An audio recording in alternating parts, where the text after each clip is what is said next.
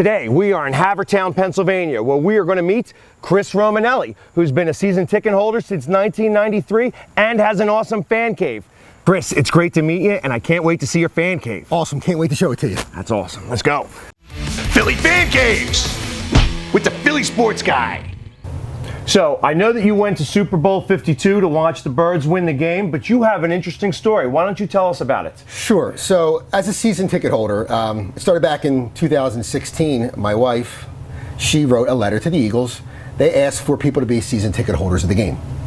They picked a letter, and we got to go down and meet a couple of the players. It was actually Carson Wentz's first preseason game. So we got to meet some of the staff of the Eagles, go down in the tunnel pregame, just do what the Eagles do, taking care of their fans. I met some great people that worked in the Eagles season ticket holder staff, and we just took a liking to each other. They really liked me. I liked those guys. Fast forward, the draft comes around in 2017, and it's down in Philadelphia. The guys at the season ticket holding office were kind of overwhelmed with stuff, and what they told me is, you were around, but you said, can I help you? And you mind if I help you? Guys, get stuff distributed to the fans and out to the season ticket holders. And I think it's stuck in their head because when it came around, the NFL approached every NFL team and said, for Super Bowl 52, we want to send one fan from every team to the game. And one of the representatives from the Eagles presented me to them and said, you know what, let's give back to a fan that's kind of helped us out throughout the years. And that's sort of how the gist of the story went. There's a little bit more to it, but pretty much that's where it came from. So you went to Super Bowl 52 on the dime of the NFL and the Eagles. I did.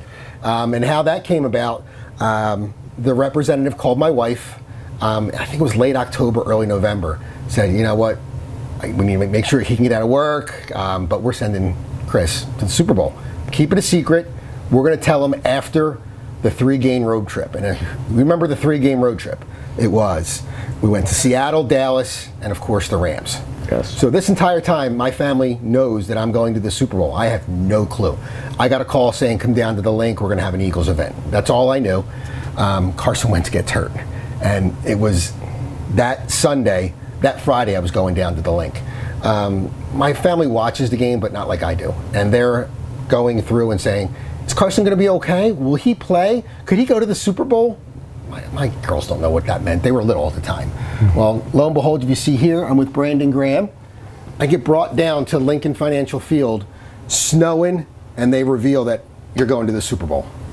Nice to meet you. Nice to meet you. Welcome. Thank Glad you. to have you. So all of our Hall of Famers are up on the walls here. I'm sure you've taken a look at all that. Ladies and gentlemen, give it up for Chris Romanelli. This is football weather. This is great. This is football weather. You guys want to see some highlights? Yeah. Direct your attention down here. It's been a nice season. Why not run some highlights? Here you go. Watch.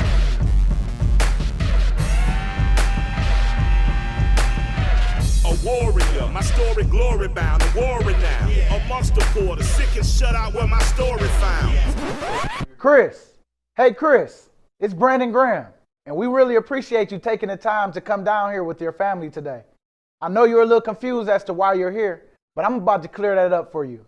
The NFL is hooking us up with 2 tickets to the Super Bowl 52 in Minnesota, and you, Chris, have been selected to represent the Philadelphia Eagles on February 4th. Thank you for being such a devoted fan. You stick by us all year long, so this is our opportunity now to support you and say thanks for the passion, commitment, and energy you bring every week at Lincoln Financial Field. So, Chris, are you ready? Yes. Oh my God.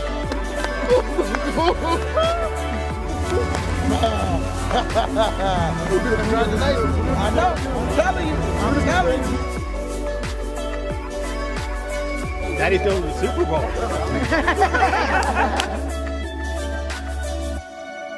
So unbelievable. I lost it. I totally cried. I cried like a baby. And then throughout the process, remember, we had just clinched the division, but we lost our quarterback. And they're winning, and they keep winning. And my rep from the Eagles like, what's going on here? We're going to go. We're going to see this happen. And lo and behold, the luckiest of luck, skill as well. We go to the Super Bowl. I'm there. I watch the Eagles win the Super Bowl and hoist the trophy. So that's kind of the story. Still to this day, it's been almost 2 years.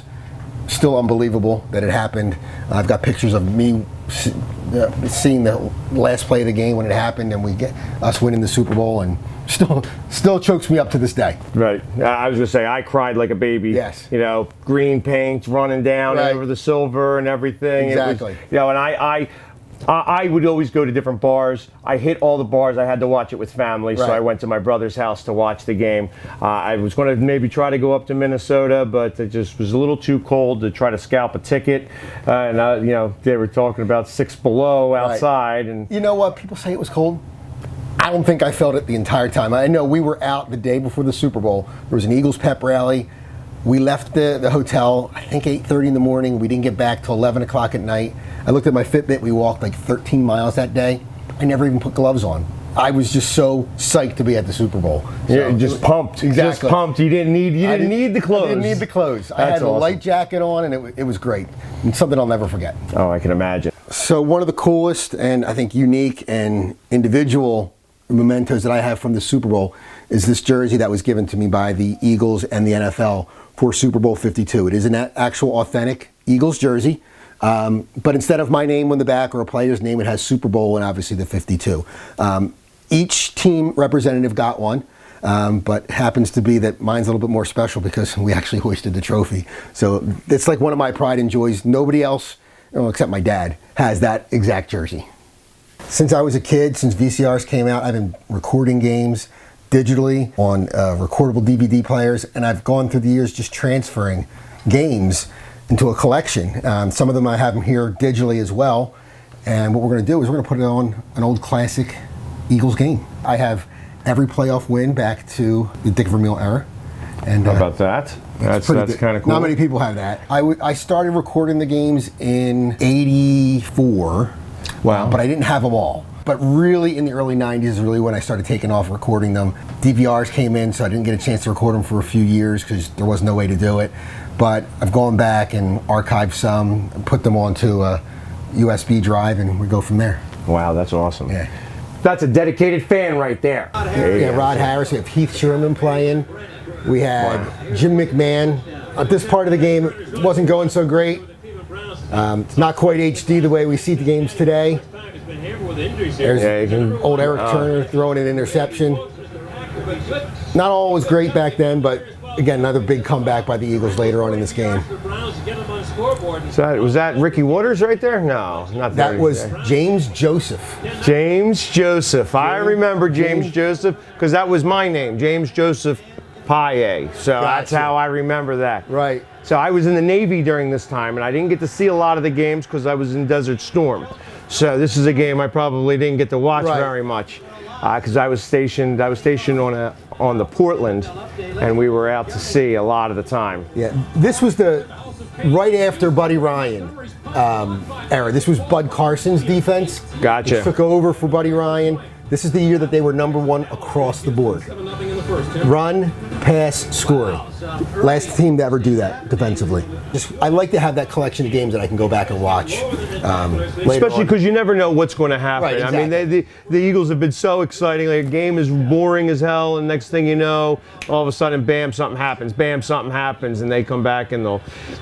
One of the games that I remember most, and it's a shame because they lost this game. I was at Vet Stadium when Joe Montana, down by 17 points with like 7 minutes left in the fourth quarter, decided, Seifert was about to pull him out. Right.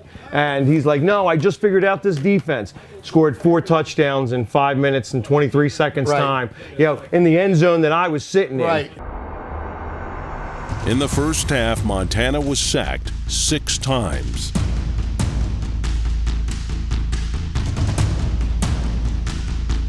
That Philadelphia Eagles defense might have been the best defense in history of the league. They're playing a Philadelphia team on that horrendous artificial turf that might as well have been just concrete painted green. Joe Montana just got pummeled over and over. Chased again, caught and dropped. It's Clyde Simmons. In the fourth quarter alone, Joe passed for 4 touchdowns and accounted for 246 total yards. This is the I'm Joe Montana and you're not play. Montana to throw. He wants the end zone. Rice has got it! Touchdown 49ers! Just because of the beating he took. You know, so watching that, and I love watching great players, and Joe Montana was absolutely awesome. But to watch him do that to our birds just kind of It hurt a little bit. It hurt. Yeah. Well, a little confession. I don't keep losses. There you go. That's awesome. That's the losses awesome. get erased. There's only one loss I have on there. I do have Super Bowl 39 on there. I did keep that one, but I don't keep any of the other losses. It's No need to watch it. Right. But if I want to go back and watch the House of Pain game, I'll go watch the House of Pain game. That's a great game to watch. It's always fun to watch. So a lot of the stuff in here is newer, so to speak, with the Eagles. Some of the stuff goes back into the 80s and 90s, but one of the players I really wanted to pay homage to in my basement was Chuck Bednarik, one of the greatest Eagles of all time. But he's also got a little bit of a family story behind it. Being from Delaware County, right outside Southwest Philadelphia, is where my grandmother lived. And this was back in the 40s. Before Chuck was an Eagle, before he was in Penn, he knew my grandmother. They dated for a little bit. Chuck wanted to get married. My grandmother said, go to Penn, play football, and he did. So they always stayed in touch throughout the years. My grandmother, believe it or not, had red hair, and he called her Big Red until each had passed over the years. But so my grandmother dated Chuck Bednarik, and without my grandmom saying, nope, go play football, this picture may have never happened. Now that's a story. That is a story. Thanks to your grandmother. Yes. Thanks to your grandmother. Rita, rest in peace. God bless. And he won 2 championships. Everybody forgets the first one. Everybody remembers 1960, but he was part of the 1949 team. He was the center and the linebacker. So he was able. He does have 2 championships. Again, for all you younger fans out there that don't know enough about Chuck Bednarik. Chris, thank you very much for everything. I really appreciate the tour. You have a fantastic fan cave here. It is missing one thing, though. What's that? Philly Sports Guy, fan cave approved. Go Birds. Go Birds. Actually, I would love to have you send that too, because that's like a Philly special that nobody else sees. Exactly. Yeah. It's like this is the Philly special as I saw it. Right. You know, from my camera's view, even after the celebration and everything, because that's what makes it all important. Yeah, yeah. That's what's it.